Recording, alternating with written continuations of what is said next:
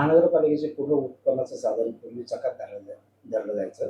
जकातून खूप उत्पन्न व्हायचं आणि कर संकलनाला दुय्यम स्थान असायचं. परंतु आता जकात बंद झाली, कर संकलनातून यावेळी तुम्ही अगदी दिलेलं बजेट पूर्ण केलं.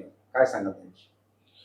पिंपरी चिंचवड महानगरपालिकेच्या कर संकलन व कर आकारणी विभागामार्फत यावर्षी काल 31 मार्च 2025 अखेर पिंपरी चिंचवड महापालिकेने 971.74 लक्ष एवढी 971 कोटी 74 लक्ष एवढी रक्कम आपण वसूल केलेली आहे.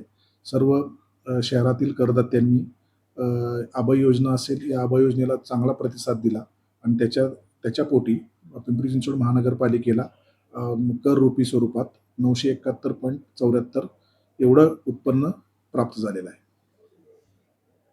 जी नागरिकांना जी आभा योजना दिली त्याच्यामधून नागरिकांना किती फायदा झाला?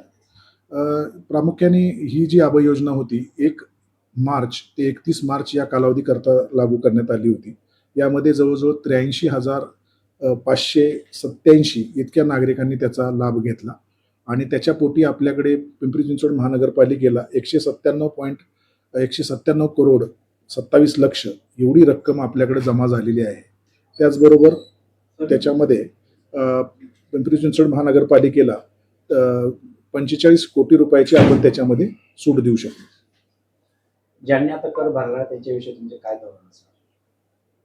एवढ्या आभा योजना देऊन येईल आता ज्या करदात्यांनी त्या आभा योजनेचा लाभ घेतला नाही त्याच्यावरती विशेष लक्ष देऊन त्याच्यावरती जे काही पुढची कायदेशीर कारवाई आहे ती करण्याबाबतच्या सूचना आपण एप्रिल, मे आणि जून या कालावधीमध्ये नियोजित पद्धतीने कारवाई करण्याचं नियोजन केलेलं आहे.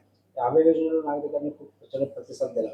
काही नागरिकांचं म्हणणं आहे, काही नगरसेवकांचं म्हणणं आहे की याला पुढे थोडीशी वाढ द्यावी. त्याविषयी काय सांगा? तुर्तास तरी आता आपल्याकडची बिलं छापायचं काम चालू आहे, नवीन आर्थिक वर्षाची आकारणीचं काम चालू आहे. आता तुर्तास तर याबाबत मी आपल्याला काही आश्वस्त करू इच्छित नाही, परंतु त्याच्यामध्ये निश्चितच जर वरिष्ठ पातळीवर तशा पद्धतीचा निर्णय झाला तर ती त्याच्यामध्ये कारवाई करता येऊ शकेल. जसा आज तुमचा महानगरपालिकेने स्टँडिंग चेअरमन आणि त्यांच्याकडून महापौर सत्कार झाला, त्याप्रमाणे तुमच्या खालच्या जे कामं करतात तुमच्याकडून त्यांना कशी शाबासकीची टाकली? आता मी याच्यामध्ये दररोज एक परफॉर्मर ऑफ द डे मी तुम्हाला सांगितलं. माननीय आयुक्त महोदयांनी त्याच्यामध्ये सूचना केल्या होत्या की परफॉर्मर ऑफ द डे 15 दिवसासाठी आम्ही तो कार्यक्रम राबवला की ज्याच्यामध्ये जो गट किंवा जो विभाग चांगली वसुली करेल त्याचा आम्ही रोज सन्मान करायचो.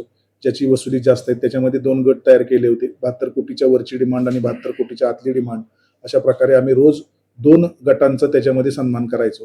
आणि 6 तारखेला सर्व जेवढे काही परफॉर्मिंग गट आहेत किंवा जे झोन आहेत यांचाही त्या ठिकाणी आम्ही सन्मान करणार आहोत. कुठल्या झोनचा जास्तीत जास्त याच्यात? बरेच आहेत त्याच्यामध्ये.